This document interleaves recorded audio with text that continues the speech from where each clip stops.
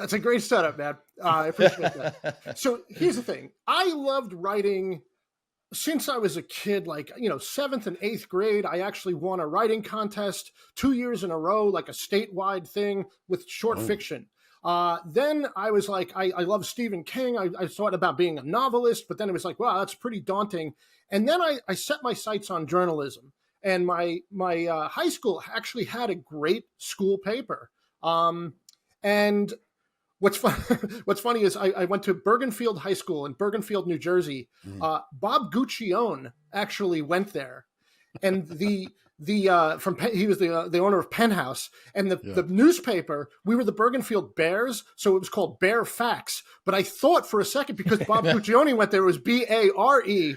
And then sense. Yeah, and then my mom was like, "No, you moron! It's BE. It's the animal." And I was like, "Oh, okay." So anyway, no, she was like, "Don't get your hopes up, bro." I was like, "Where's the centerfold of the paper?" Anyway, right. But I was like, okay, so I'm a journalist on the paper. The first story I ever had to write was like on the JV girls basketball team. And I was like so terrified. I'm interviewing the coach and my pen wouldn't work and I'm freaking out. And he's like, it's okay. And I'm like nervous. And I'm like, thinking back on it now, what an idiot I was. But the point is, I worked my way up to becoming managing editor of the paper.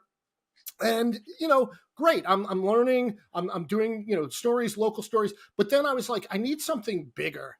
And my brother actually was playing hockey. He was a couple years younger than me, and he got recruited to play for a Catholic hockey school, Catholic high school. And they recruited him, and they paid some of his tuition. All this is illegal. You're not supposed to do that, because the parochial schools will play regular public schools and beat the shit out of them, because they're an all-star team of people taken from all over the place. So I'm like, oh, I've got an expose. So I start interviewing and trying to, get pieces, and it's coming together, but it's not great. So I start interviewing myself as an unnamed source. I start making up some details. I start juicing the story, making it better, coming up with both sides, angling each, and young Stephen Glass. It was great. It was great. I turned the story in. The journalist, my teacher and our sponsor of the paper, he loved it. Right on the front page or whatever. I think nothing of it until I get a call. Hey, are you sitting down? Because your story just got a silver medal for nationwide. You have to go to Columbia University, get the silver medal for sports story journal. And I was like, oh my God. And I'm like, there's a lot of bullshit in this story, and nobody knows it but me. And I'm like, you know what? At that moment, I was like, I have enough journalistic integrity to know that I don't have any journalistic integrity, and maybe this isn't for me.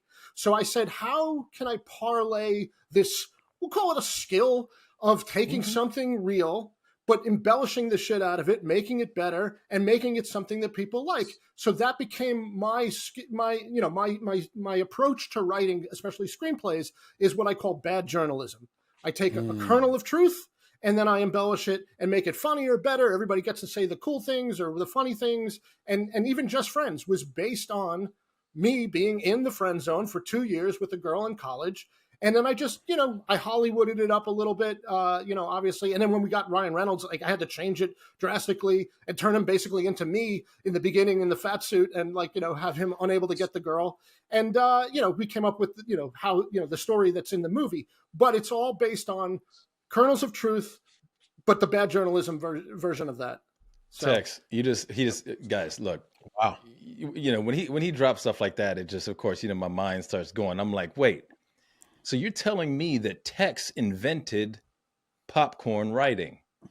Stay with me now.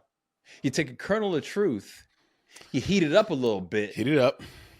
You make it consumable. For the movie theater.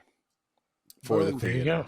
Come on now. Where are you 19 to 24-year-olds? You know what I'm saying? Popcorn writing, bro. Come on. You're going to live forever.